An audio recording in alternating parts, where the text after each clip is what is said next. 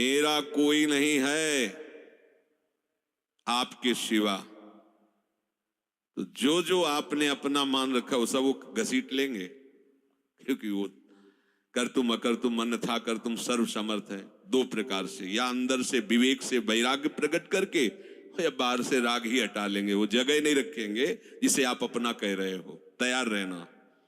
और यदि वास्तविक हृदय से ऐसी बात आ जाए तो उसी समय वो महात्मा हो गया। उसी समय करो सत्य, सत्य माने तत्काल, क्षिप्रम भवति धर्मात्मा। उसी समय बहुत जल्दी वो महात्मा बन जाता है। कितना सुंदर सिद्धांत है। रहो न कबहू कतहू कछु मेरो अपनो काम। अब अपने लिए कोई कार्य नहीं रह गया है। अपने लिए कितना कार्य था कि संसार में कोई हमारा न रह जाए। लोग रोते हैं इस बात का, हमें संसार में कोई प्यार नहीं करता, कोई अपना नहीं। तो यही तो सिद्धि है। आओ इधर, हमारे मार्ग में ये लाभ है कि कोई हमें प्यार न करे। भर्तृहरि जी ने भगवान शंकर जब प्रसन्न हुए, प्रकट हुए, तो वरदान मांगा कि कभी कोई सम्मान से मुझे एक टुकड़ा भी न दे, क्योंकि ये सम्मान, ये प्यार प्रभु से विमुख कर देता है। देखो हम जी तुम्हारे बिना जी नहीं सकते, तुम चले गए तो मेरा क्या होगा। अब वो उसकी बात में ही समझो तुम्हें कितना प्यार कर रहा है। वो क्या कह रहा है? तुम चले गए तो मेरा क्या होगा। ये प्यार है। क्या सोच रहा है वो? मेरा क्या होगा। बस पकड़ लो, कोई तुम्हारा नहीं। कोई तुम्हें जो बहुत प्यार करता हो उसकी बात सुनना, उसमें आप अगर विवेक जागृत है तो उसमें गंध मिलेगी केवल स्वार्थ की, केवल स्वार्थ की। कहीं किसी कोने में तुम्हें प्यार नहीं मिलेगा।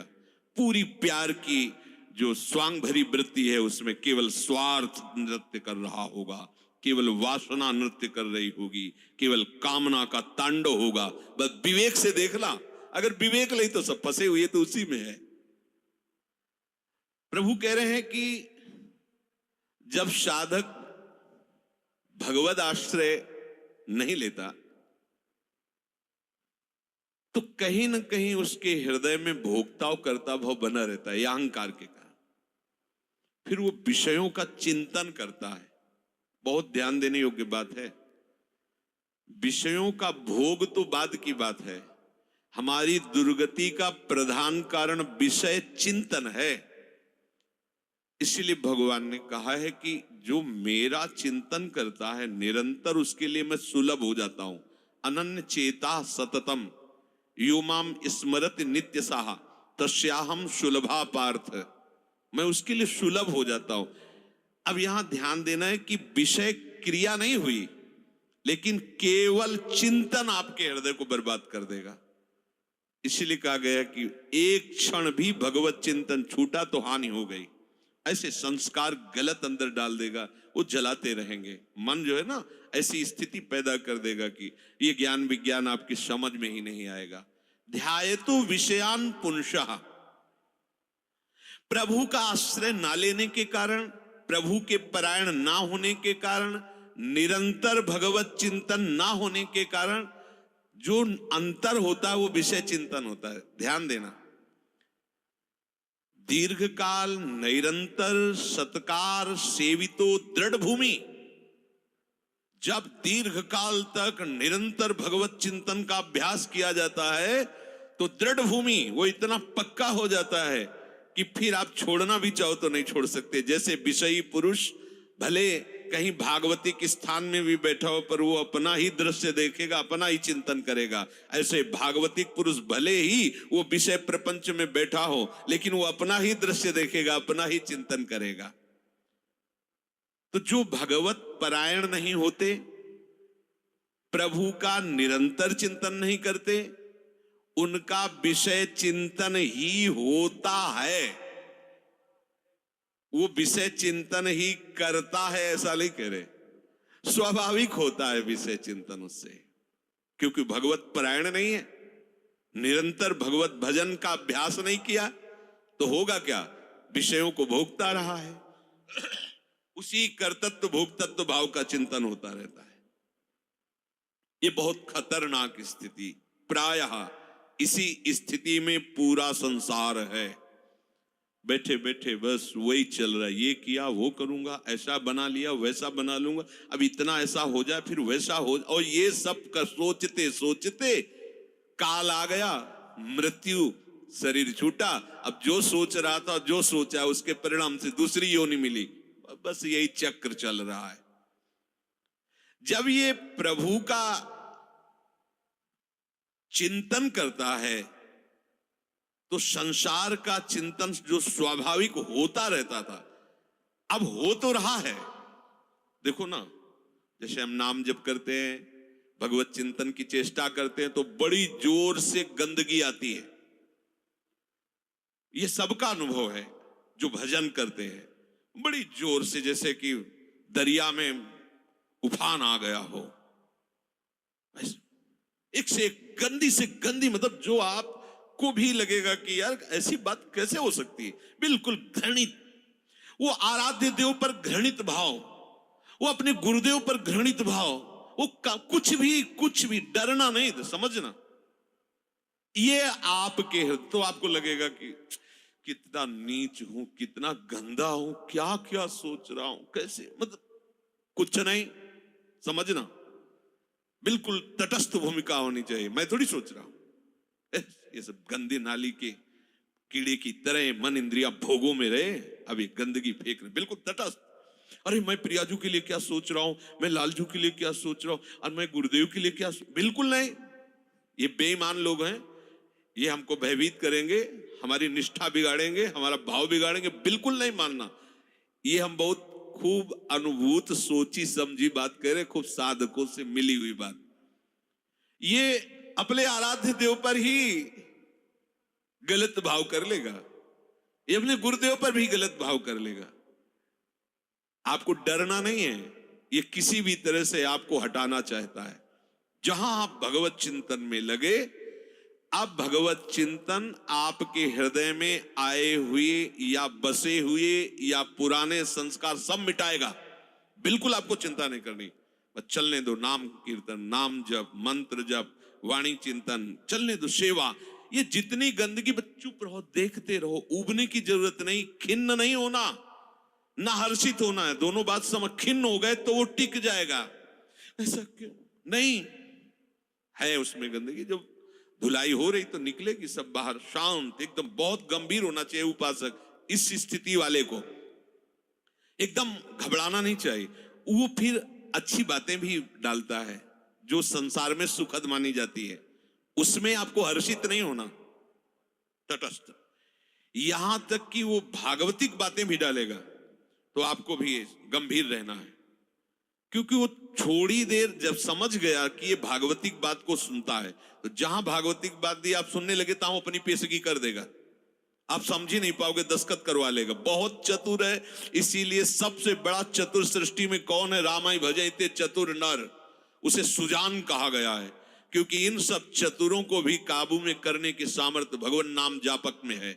एक एक हरकत वो मन की देखता रहता है, एक एक हरकत, छोटी सी छोटी उसकी चेष्टा। अच्छा समझ में आ रहा है, ठीक? कुछ नहीं, कोई नहीं बिगाड़ सकता, बस आप झुकना नहीं इस पे। बाहर की बात नहीं कह रहे, यहां की बात। आप उदास मत होना, आप निराश मत होना, और आप इनके आगे झुकना नहीं, इन दुष्टों के समुदाय के आगे।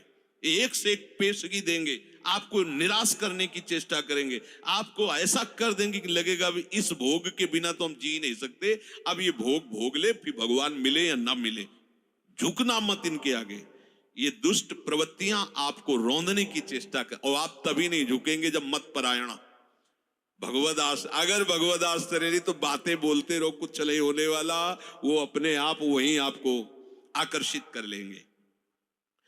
तो जो भगवद आश्रय छोड़ चुका है और संसार का आश्रय लिए है, तो चाहे जितनी चतुराई करे, संसार का ही चिंतन होगा।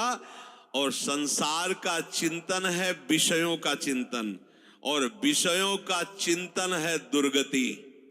स्पष्ट समझ लीजिए, क्योंकि विषय चिंतन में राग, प्रियता, आसक्ति पैदा होती है।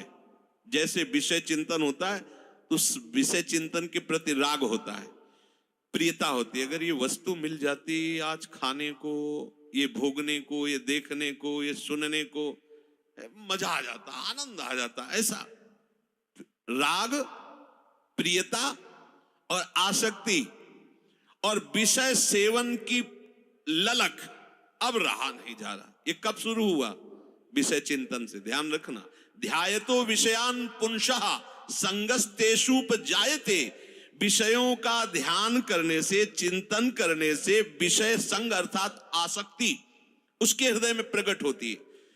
अब तो रहा नहीं जा रहा, अब वो भटक रहा है, क्या करूं, कैसे करूं, कहां वो पाऊं, ललक रहा है। बड़ी दुर्गति की ये स्थिति होती। प्रायः हर साधक इस आग से जल करके आगे निकलता है। आग बुझाने की चेष्टा मत करना। इसमें अगर आपने थोड़ी भी बैलेंस बनाने की कोशिश की तो मार्ग छूट जाएगा। इस आग से ही निकलना है, पक्का तय करो। आग को बुझा करके निकलना है, कभी नहीं, निकल ही नहीं सकते। और जब आप इस आग में कूदोगे तो ये आग जलाएगी नहीं, चंदन हो जाएगी। बाहर से तुम्हें लपटें दिखाई देंगी और जब अंदर प्रवेश करोगे कि हे प्रभु आपके लिए मैं जलूंगा, तो कहीं भी धुआं भी प्रवेश नहीं हुआ विभीषण के घर में। पूरी लंका राख हो गई, एक विभीषण कर गृह नाय। पूरा संसार जल रहा है, कामाग्नि, क्रोधाग्नि, लोभ, लेकिन भक्तों के हृदय में उसका धुआं भी प्रवेश नहीं करता, क्योंकि वहां भगवान का आश्रय है।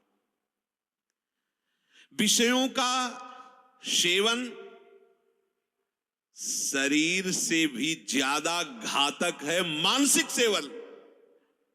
समझना, साधक क्या समझता है कि मैंने कोई क्रिया तो की नहीं, अच्छा बहुत चतुर है, मानसिक पाप लगता नहीं, कलिकर एक पुनीत प्रतापा, मानस पुण्य होए और नहीं पापा, ओ बैठे बैठे बस। गलत बात समझिए। शारीरिक सेवन से ज्यादा गंदगी पैदा होती मानसिक चिंतन से। शारीरिक सेवन से उतना सुखासक्ति नहीं पैदा होती जितनी मानसिक चिंतन से। देखना खुद, जब ये मन आपको किसी भोग के लिए आकर्षित कर रहा हो तब देखना कैसा वो सुख देता है, और जब आप उसी भोग को भोग रहे होंगे तब देखना फिर लगता है कि वो तो जो चिंतन में था वो तो समझो शारीरिक क्रिया से ज्यादा घातक मलिनता पैदा करता है मानसिक भोगों का संयोग। उसमें विषयों की विशेष आसक्ति पैदा हो जाती है। वो ऐसी प्रियता होती कि बार बार हृदय को चूर चूर करती रहती है। तब देखो ना संसारिक पुरुषों को, देखो ना, अब वो विषय सेवन करे चाहे ना करे, विषय राग उसका नाश कर चुका। ये बहुत समझने की बात है कि हम किसी से मिलते नहीं, हम किसी से, लेकिन एकांत बैठकर अगर आप मन के साथ विषयों में विचरण कर रहे हैं तो आप में और एक घोर संसारी में कोई अंतर नहीं है। संसारी को तो एक दैन्यता भी रहती कि मैं बड़ा नीच हूं, कामी हूं, और अपने अंदर एक अहंकार रहता कि मैं बैरागी हूं, मैं महात्मा हूं। समझते रहे ना, शरीर से क्रिया नहीं हुई पर मानसिक आप उसका संयोग सुख चिंतन के द्वारा, तो आप बहुत मलिन हो रहे हैं, आप अपना बहुत बुरी तरह से पतन कर रहे हैं। ये भगवत वाणी है। तो वो तो होता है ना स्वाभाविक, उसमें हम क्या कर सकते हैं? उसमें नाम जप कर सकते हैं आप, वही तो डिलीट करेगा, चतुराई नहीं। कई बार सत्संग में कहा, कुछ भी चल रहा है अंदर, मन फेंक रहा है राधा राधा राधा राधा, ये जो आपका राधा राधा चल रहा है ना, एक भी चाल उसकी नहीं चलने देगा। वो चाहे जो विषय सेवन की बात, विषय सुख की, बार बार राधा, तो वो जलाएगा तुमको। बंद करो ये राधा नाम, पहले हम जो पेश कर रहे हैं उसमें तन्मय हो, बस आप छोड़ना नहीं तो हानि हरिवंश के नाम अंतर परे, कहे हनुमंत विपत्ति प्रभु सोई जब तो सुमिरन, यही विपत्ति फंसा देगा। अरे बहुत विचित्र है, बहुत विचित्र है। लड़खड़ा कर कदम वहीं खड़े हो जाएंगे जहां चिंतन चल रहा है। बहुत घृणित मन की ये चिंतन वाली वृत्ति आपको क्रिया में उतार देगी, आप रुक नहीं पाएंगे। संगात संजायते कामः, जब आप विषयों का ध्यान दीजिए, ध्यायतो विषयान पुंसः, ये होगा सबके होता है। जब लोग बात अरे हम तो समझते नहीं थे, ये काम ही है, आश्चर्य की बात है, कोई आश्चर्य की बात नहीं। हाँ ये आश्चर्य की बात की ब्रह्मचारी है, ये आश्चर्य की बात है। ऐसे सृष्टि में और ये ब्रह्मचर्य, अब प्रणाम की बात है, ये आश्चर्य। काम ही वो कोई आश्चर्य की बात नहीं, कोई भी हो, यहां से लेकर ऊपर तक ब्रह्मलोक तक कोई भी हो, कहीं भी इसी का तो शासन है, इसी का तो राज्य है, और सब इसी संकल्प काम से ही पैदा हुए। कोई अगर ये कहे कि सब व्यर्थ की बात है, अगर कोई बचा है तो लाडली लाल के चरणों की ठसक में जो बैठा हुआ उनके चिंतन में है, अब कहीं गुंजाइश ही नहीं कोई। और अगर वो भी थोड़ी देर के लिए भी विषय चिंतन करेगा तो थोड़ी देर के लिए रौंदा जाएगा, ध्यान रखना। इसीलिए है दीर्घकाल निरंतर सत्कार सेवितो, दीर्घ काल तक आदर पूर्वक निरंतर भजन परायण रहो, जगह ही नहीं रह गई, सब डिलीट, सब खत्म हो गया। अब देखना नाच पड़ोगे, जैसे जैसे आपकी निष्कामता बढ़ती जाएगी वैसे वैसे मतवालापन, ऐसा जैसे कोई मदिरा पिए हो और झूमता हुआ चल रहा है, उसको कुछ नजर नहीं आ रहा, ऐसे ही नाम की मादकता जब चढ़ती है, मस्त हो जाओगे। ये बड़े बड़े महात्माओं ने पिया है, इस नाम का रसाशोपान किया है, रूप रसाशोपान किया है। जैसी तरिवंश निकट दासी जन लोचन चसक रसासो गटकत। जब आपका विषय चिंतन चल रहा है, यदि नाम नहीं चल रहा तो खतरे में अपने को डाल रहे हो, और नाम चल रहा है तो तुम्हें परेशान होने की जरूरत नहीं, वो कुछ नहीं कर पाएगा, कुछ नहीं। ये बहुत बड़ा पहरेदार है, आपको गिरने नहीं देगा, उनकी एक भी संस्कार वृत्ति आपके हृदय में बनने नहीं देगा। अपने पास बहुत बड़ा पावर है नाम। इसीलिए तो जो इस रहस्य को समझ जाते हो बलिहारी होते हैं संतों की, गुरुदेव की, कि आपकी कृपा से वो चीज मिली। पायो जी पायो मैंने राम रतन धन पायो। ये नाम ऐसा महामहिम, भगवान को अधीन कर ले, मन की क्या बात है, मन अधीन हो ये क्या बात है। भगवान को अधे सुमिर पवन सुत पावन नामू, अपने बस करी राखे रामू। जब भगवान को अधीन कर लेता है तो ये तो मन की तो बात जाने दो, इंद्रियों की बात जान। पर आप क्या करते हैं, जब विषय चिंतन कर रहे होते हैं तब आप नाम को छोड़ देते हैं। बस ये गलत बात हो गई, अब आप नहीं समझ सकते। और नाम चल रहा है तो याद रखो बिल्कुल कुछ नहीं बिगाड़ सकता है, कुछ भी चिंतन करता रहे, तुम परेशान मत होना, ये अपने आप आपके सामने शरणागत हो जाएगा, मन शरणागत हो जाएगा, अपने आप हो जाएगा। आप जैसा चाहोगे वैसे ही चलेगा, बस नाम ना छोड़ना। नाम छोड़ दिया फिर ये बातों से बस में होने वाला नहीं है। बहुत ही ये दुर्जय शत्रु है, मन दुर्जय शत्रु है।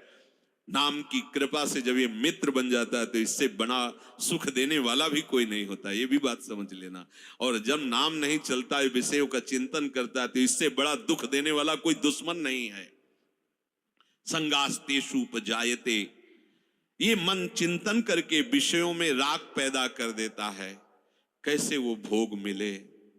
अब तो जीवन बेकार लगता है बिना उसके भोगे। अब तो, और सही बात, न उसे रात में नींद आती है, न दिन में उसे किसी से मिलना अच्छा लगता है। जैसी प्रेमी की स्थिति होती ना, ऐसे कामी की भी हो जाती है। बस उसको वही बात, कब मिले, कब देखूं, कब भोगूं, बस अंदर जिस विषय में तन्मय हुआ वो इसी विषय के लिए। अब जब वो प्रबल कामना हो जाती है तो कामात क्रोधो भी जायते, यदि कामना की पूर्ति हो गई तो भयंकर दोष पैदा हो गया, लोभ, और भोगूं और मिलूं, कभी एक क्षण के लिए ये भोग हमसे दूर ना हटे। और कहीं प्रतिकूलता पैदा हो गई तो भयंकर दोष पैदा हो गया, क्रोध। दोनों में हानि है। कामना से कभी किसी का कोई मंगल नहीं हुआ है। अगर काम की पूर्ति होती है तो भयंकर लोभ पैदा हो जाएगा। कैसा लोभ पैदा हो जाए, ये ऐसे ऐसे, इतना नहीं, ये शरीर नहीं, वो शरीर, ये वस्तु नहीं, वो वस्तु, बढ़ता चला जाएगा, वो घोर व्यभिचारी हो जाएगा। और अगर प्रतिकूलता हुई तो क्रोध पैदा हो जाएगा। ऐसा क्रोध पैदा हो जाएगा कि वो जिसको कहता है कि मैं तुम्हें बहुत प्यार करूं, उसी को मार देगा, वो हिंसा कर देगा। ये बिल्कुल समझने की बात है। अगर उसकी कामना भरपूर हो चुकी है, संकल्प बन चुका है और उसकी पूर्ति में बाधा होगी तो भयंकर क्रोध, और क्रोध जहां प्रकट हुआ, कामः क्रोधोद भी जायते क्रोधात् भवति सम्मोह। अब जहां क्रोध प्रकट हुआ, अब उसमें मूढ़ता छा गई। ये करना चाहिए, ये नहीं करना चाहिए, खत्म हो चुका। अब उसमें और पशु में कोई अंतर नहीं है, उसमें और राक्षस में कोई अंतर नहीं। कोई आशा न करे कि जो क्रोध से सम्मूढ़ता को प्राप्त हो चुका है उससे कोई विनय काम करेगी। अब वो राक्षस हो चुका है, उसके सारी प्रवृत्तियों में क्रोध के द्वारा प्रकट की हुई मूढ़ता छा चुकी। अब कुछ भी विवेक काम नहीं कर रहा। प्रभु कह रहे क्रोधात् भवति सम्मोहा। ऐसी मूढ़ता छा जाती है जो विचार की गुंजाइश नहीं रह जाती। वो रो रहा है सामने या कोई, अब देखो रसेंद्री की ऐसी प्रबलता हुई, पशु पक्षियों को मार के खा रहा है जीव। कैसी कैसी देखो, मतलब हमें कोई जरा सा कष्ट दे तो हमें पीड़ा होती है। आप देखो एक छोटी चींटी जा रही हो, आप एक तिनके से ऐसे छूने की चेष्टा, वो भागने की चेष्टा करेगी, अर्थात वो बचना चाहती है। ऐसे हर जीव है। कैसी मूढ़ता छा गई, जीवों की हत्या करके उनके शरीर को खाते हैं। मनुष्य बढ़िया कपड़ा पहन करके, बढ़िया सुंदर है, भोग सामग्रियां हैं, खाइए पिए, खूब भजन कीजिए, नाम कीर्तन कीजिए, भगवत आश्रित, किसी को कष्ट देने के लिए, अपनी रसेंद्री के लिए। ऐसे ही प्रत्येक इंद्री के लिए जो कामना युक्त हो जाता है वो आसुरी भाव है, राक्षस है। वो देखने में केवल लगता है मनुष्य नहीं, उसकी प्रवृत्ति अंदर से राक्षस है।